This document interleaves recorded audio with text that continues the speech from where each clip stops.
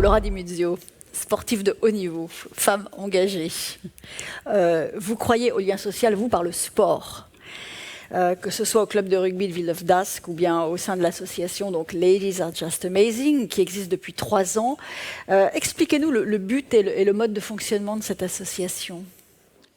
Alors bonjour à toutes et à tous. Très rapidement, oui, alors sportif de haut niveau, c'est vrai qu'il faut savoir que dans le monde du sport de haut niveau féminin, généralement, les joueuses ou les sportifs ne sont pas professionnels, puisqu'évidemment, les femmes ne rapportant pas autant d'argent que les hommes, aucun intérêt d'y investir parce que ça ne rapportera pas assez derrière, c'est tout un sujet. Donc, ce qui font que la plupart sont quand même en situation de précarité, et c'est le cas dans le monde du rugby.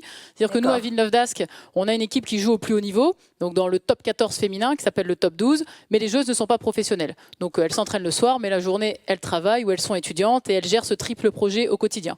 Moi, je l'ai vécu en tant que joueuse, maintenant je suis présidente du club, et on essaye de structurer la démarche pour que cette hérésie cesse, et pour que simplement elles puissent pratiquer en toute sécurité. Et en fait, fort des constats qu'on avait fait dans la pratique, on s'est rendu compte que ces jeunes femmes qui avaient des talents, puisque toutes, en plus des sportifs de haut niveau, avec tout ce qu'on peut imaginer derrière, préparaient autre chose, puisqu'elles sont étudiantes ou elles travaillent déjà dans leur spécialité où elles ont leur diplôme, ces talents n'étaient pas du tout exploités, elles étaient invisibles et pas mises en valeur. Et donc le but de l'association, c'est de créer des programmes pédagogiques sous forme d'ateliers qui sont portés et animés par les sportifs de haut niveau à destination de personnes qui sont éloignées de la pratique sportive. Donc on travaille avec des jeunes déscolarisés, avec des missions locales, avec des femmes isolées, avec des enfants en situation de handicap. Et l'idée, c'est qu'à la fois que ce soit nos animatrices, donc les sportifs de haut niveau, ou les bénéficiaires, donc les membres des assos que l'on rencontre, eh bien, chacun puisse mutuellement s'accorder autour de ce sport. Alors vous dites nos animatrices, les animatrices sont exclusivement des femmes, hein. Qu'est-ce que ça change ? Alors, non pas qu'on soit en mode sectarisation pour les femmes, pas du tout, puisqu'on travaille aussi avec nombreux partenaires, et il y en a quelques-uns dans la salle. Je salue Thierry avec Croisons le Fer qui nous accompagne énormément. Mais juste, ça nous tient à cœur en fait que ce soit des femmes qui animent, qu'elles soient sportives de haut niveau, déjà pour les mettre en avant et pour que chacun se rende compte que oui, en fait, elles ne font pas juste courir derrière après un ballon, ce sont des femmes qui sont pleinement accomplies dans leurs différents projets. Et nous, ça nous permet aussi de les rendre plus visibles, notamment aussi parce que quand elles interviennent avec nous, on les rémunère. Et pour elles, c'est quand même un sujet important. Et c'est aussi important parce que c'est à travers nos ateliers, elles servent aussi d'exemple de par leur parcours. Et ce qu'elles vont transmettre et ce qu'elles vont montrer aux personnes qu'elles ont devant elles, parce que nos bénéficiaires ne sont pas forcément que des femmes, c'est des garçons aussi. C'est d'autant plus impactant quand une jeune femme qui a eu son parcours et ce triple projet vient l'expliquer. En fait, ça fait tomber ces espèces de barrières mentales ou ce qu'on peut imaginer comme plafond de verre sur le fait que c'est possible.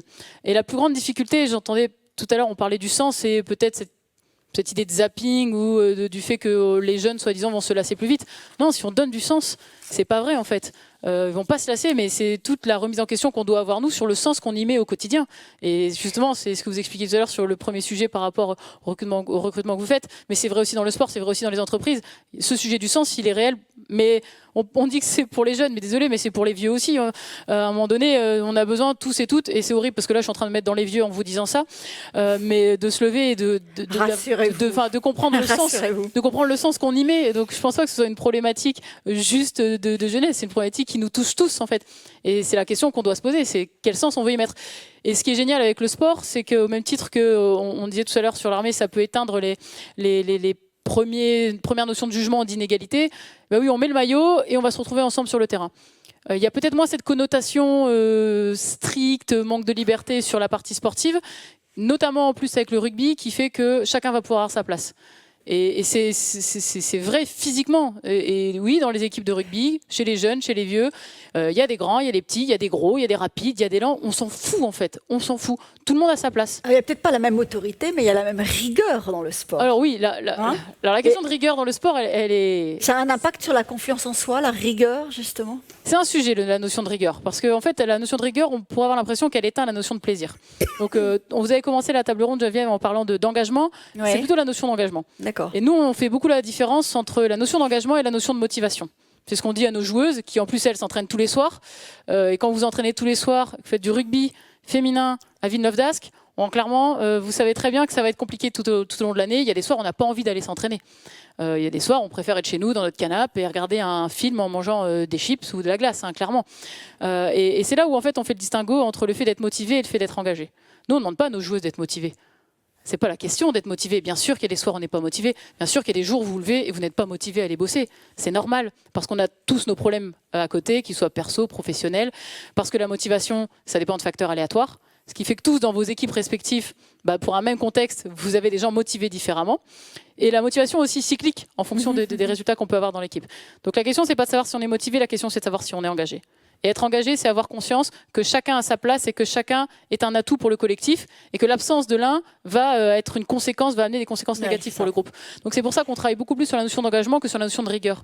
Et dans les différents programmes qu'on a avec notre association, sur lesquels on travaille notamment avec les missions locales, quand on récupère les jeunes des missions locales qui font partie des CEJ, où la mission locale nous dit c'est difficile, il vient pas aux ateliers, il n'a pas envie, il n'est pas motivé, il trouvera jamais de boulot, les discours habituels, on lui vient pas le voir en disant il va falloir que tu sois rigoureux, il va falloir que tu nous montres que tu sais bosser. C'est pas ça. Pas du tout. On travaille sur la notion d'engagement. Et la notion d'engagement, bien sûr, c'est lié à son propre engagement, mais c'est surtout lié à l'autre. Et c'est là où le collectif a tout son travail à jouer. Vous parlez missions locales, vous travaillez avec les missions locales. Ça modifie ça aussi le regard qu'on peut avoir sur un territoire ? Oui, bien sûr. Mais oui, bien sûr, ça modifie le regard parce que on arrive toujours avec son propre prisme. Et nous, le fait de travailler avec les missions locales, et en fait, quand on a lancé les opérations, on entendait tout le temps, et on l'entend encore maintenant, mais c'est quand même fou. Dans la région, on a plein d'entreprises qui veulent embaucher, on a plein de jeunes qui n'ont pas de travail, et on n'arrive pas à les mettre en relation. Les jeunes ne veulent pas travailler, vraiment. Et en fait, on entend tout le temps ça. Et d'autant plus les jeunes issus des quartiers prioritaires, parce que c'est là où il faut aller chercher ces jeunes qui sont censés être sur le marché du travail et disponibles. Mais quand on va dans le fond des choses, et quand on rencontre ces promos de jeunes qui sont 10 ou 15 avec lesquels on travaille, nous, la première journée, quand on les rencontre, on fait un petit atelier qu'on appelle la ligne de vie. Et après avoir créé un petit lien de confiance avec le jeune, on lui demande de nous faire sa ligne de vie depuis qu'il est né jusqu'à maintenant. Puis quand vous sortez de la mission locale et que vous prenez les feuilles, et que sur la ligne de vie, c'est marqué pour 90% des jeunes, je me suis fait taper par mon père, je me suis fait violer quand j'avais 15 ans, j'ai dû avorter, ma mère est morte, j'ai dormi dans la rue, déjà vous prenez une petite claque, et après vous dites peut-être que l'approche qu'on pense avoir, pensant étant la bonne, étant celle qui est inscrite de tout temps pour trouver un travail, n'est peut-être pas la bonne en fait. Et peut-être que ce qu'on considère comme étant un jeune qui ne veut pas bosser parce qu'il est dans son confort et parce qu'il n'aurait pas envie et qu'il va simplement aller toucher son COJ à la fin du mois, peut-être qu'en fait, on n'a pas le bon regard sur lui. Et quand vous faites ce premier travail et qu'après vous l'amenez à reprendre confiance en lui, à comprendre la notion d'engagement, de dépassement de soi à travers des ateliers sportifs qui lui sont en plus expliqués par des sportifs de haut niveau, vous l'amenez différemment dans la confiance qu'il peut avoir. Parce que pour lui, en fait, l'entreprise c'est un gros mot, il pense qu'on l'aime pas, qu'on le déteste et que ça marchera jamais parce qu'il a aussi créé ses barrières par rapport à ce qu'on lui a renvoyé de lui. Et nous, moi, vraiment, la première fois, j'ai eu un choc quand nos sportifs qui travaillent avec nous sont revenus, ils m'ont dit tiens, voilà les lignes de vie. Je me suis assis dans mon canapé, j'ai pris une vie, j'ai fait ah ouais, d'accord. Peut-être toi-même, revois un petit peu les considérations que tu avais. Dire, on ne parle pas tous sur un même pied d'égalité, même si le mot est là. C'est pas vrai, en fait. C'est pas vrai. Et peut-être qu'il faut adapter et transformer nos façons de faire. Donc, et à la fin, après le dernier atelier, on ne fait pas la ligne de vie, on fait la ligne de projection. Dire, voilà, maintenant on est là, on a fait tous les ateliers, maintenant où est-ce que tu te projettes ? Et la victoire, parce que c'est toujours la question, c'est quoi le taux de sortie positive ? Ah ça m'agace pertinemment aussi. C'est quoi le chiffre ? Mais nous, le taux de sortie positive, on s'en fout. Si le gamin, et là ça nous est arrivé jeudi dernier, il y a 2 de nos jeunes qu'on suit, nous dit moi je voudrais aller m'inscrire, faire un test au club de rugby de Tourcoing. Mais génial en fait. Si juste en sortant de ça, il se dit mais moi j'ai envie de m'investir dans une association, de refaire société, de créer du lien dans une équipe, mais c'est déjà gagné parce que demain, ça l'accompagnera peut-être dans, en effet, trouver un job qui lui plaît et trouver sa voie. Mais je pense qu'on veut peut-être parfois aller trop vite et on oublie des étapes. Mais pour que ça fonctionne, il faut apprendre à se connaître. Et ça prend du temps en fait. Ça prend du temps.